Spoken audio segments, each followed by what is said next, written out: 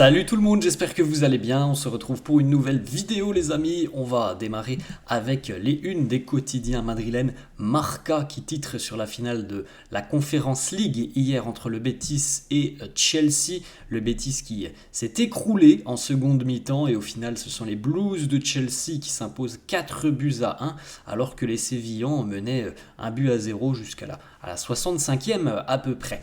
On a une petite information qui concerne le Real sur cette une de Marca. Alors déjà, on a du côté de la Castilla, c'est de l'autre côté, là vous le voyez à côté de Carlos Alcaraz en bas à droite, Álvaro Arbeloa, c'est bien officialisé par le club, va devenir le nouvel entraîneur de la Castilla. Donc comme on l'avait évoqué hier, il va passer des U19 à l'équipe B du Real Madrid. Ensuite, les amis, la une du quotidien AS, là aussi, la tristesse des supporters du Betis après la défaite hier en finale. Du côté du Real, on a cette information, c'est ici. Stiller entra en la agenda. Angelo Stiller, milieu de terrain de Stuttgart en Allemagne, est bel et bien dans le radar du Real Madrid. On en parlera dans quelques instants, mais ce n'est pas l'unique option du Real. On va regarder ça, les amis, dans quelques secondes. On a une petite photo puisque c'est un petit peu entre guillemets les vacances pour les joueurs, les vacances avant de reprendre dans quelques jours pour préparer la Coupe du Monde des clubs. Donc vous pouvez le voir sur cette photo. Dani Carvajal et Dani Ceballos qui ont l'air de passer un peu de temps ensemble.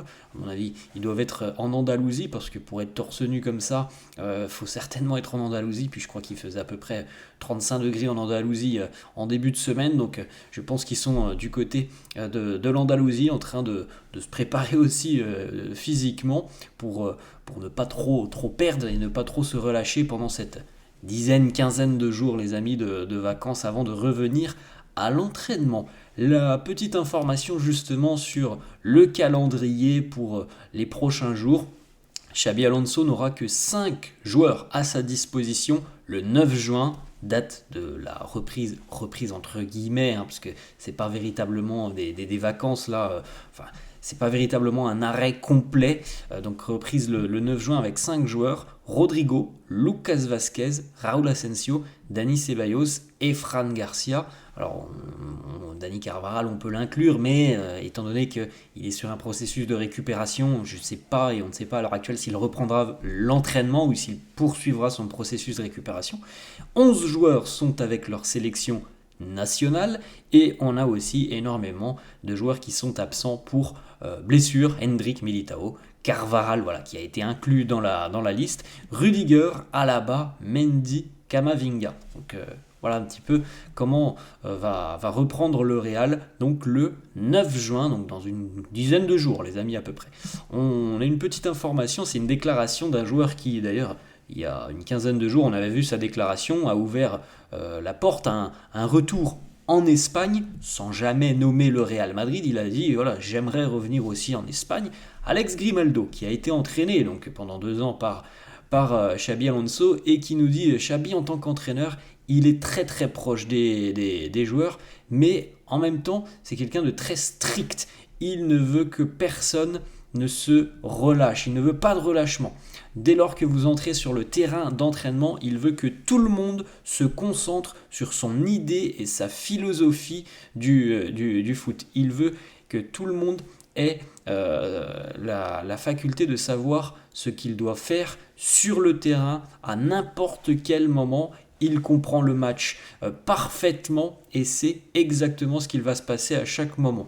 Donc voilà, c'est un peu ce que l'on voit si on regarde le Leverkusen jouer. Alors on n'a pas besoin de les regarder tous les week-ends, mais depuis 2 ans, vous avez compris un peu comment jouait Leverkusen, quelles étaient les idées que Xabi Alonso avait mis en place, et chaque joueur a quand même un rôle très précis qui transpire tout simplement les consignes transmises par Xabi Alonso, et on espère voir ça du côté du Real dans quelques semaines ou quelques mois, lorsque tout sera mis en place.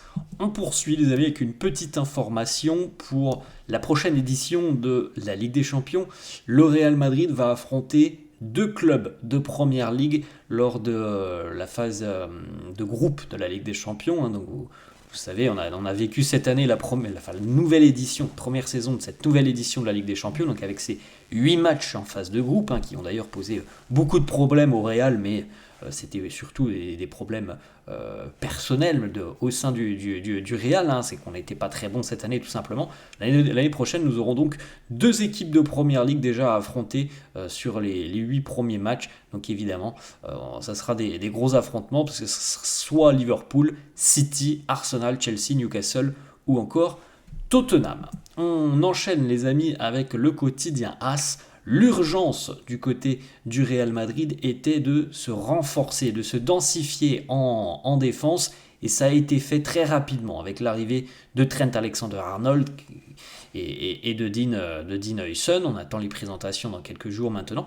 Et puis donc Alvaro Carreras, qui est très très proche là aussi de signer, les amis. Ce n'est plus qu'une question de jours. Fabrizio Romano a annoncé même hier que le Here We Go allait arriver très rapidement. Voilà, peut-être d'ici à la fin de cette semaine, on aura le Here We Go et donc l'arrivée de Carreras, nouveau latéral gauche du Real.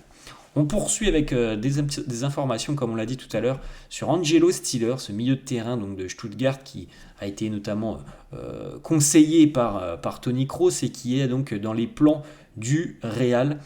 Angelo Stiller est prêt à dire oui au Real Madrid si jamais le Real évidemment arrive sérieusement dans les négociations et transmet une offre à Stuttgart. Le joueur est déjà OK pour rejoindre le Real. Le prix du joueur, à peu près, voilà, c'est ce qui se dit, à peu près 40 millions d'euros. Le Real a été informé d'ailleurs du prix du joueur, et le Real considère très sérieusement cette option de signer Angelo Stiller, mais c'est pas la seule et unique opportunité.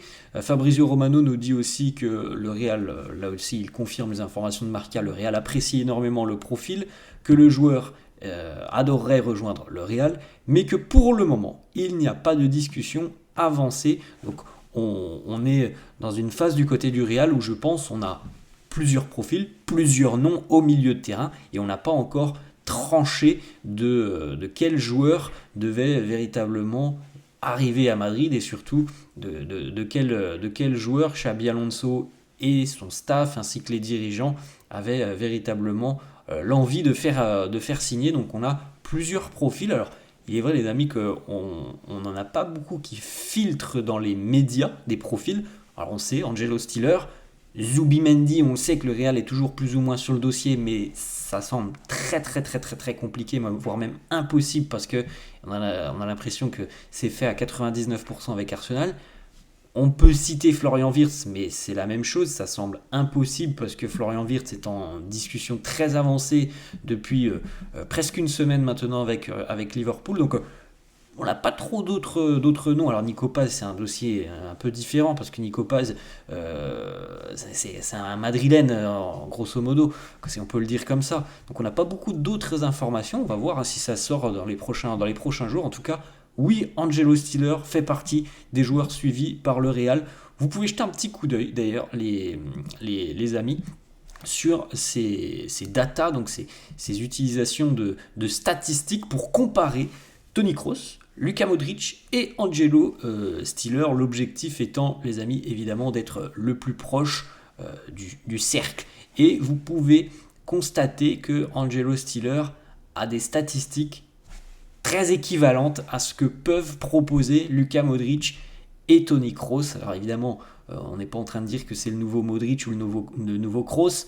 Ça n'arrivera pas, les amis, il faut se le dire. On ne trouvera certainement pas de profils qui ont l'équivalence de ce que pouvaient être Kroos et Modric, mais on peut trouver des joueurs qui ont des similitudes dans leur jeu, des caractéristiques qui se rapprochent de ces deux joueurs. Et en l'occurrence, quand on analyse les statistiques, quand on regarde aussi un panel de vidéos, j'ai été en voir, je ne connais pas très bien le joueur, j'ai dû voir jouer Stuttgart 2 ou 3 fois cette saison en Ligue des Champions, je m'en souviens notamment, mais quand on regarde des vidéos sur YouTube, on peut voir les qualités du joueur qui sont similaires à celles d'un joueur comme Kroos ou Modric.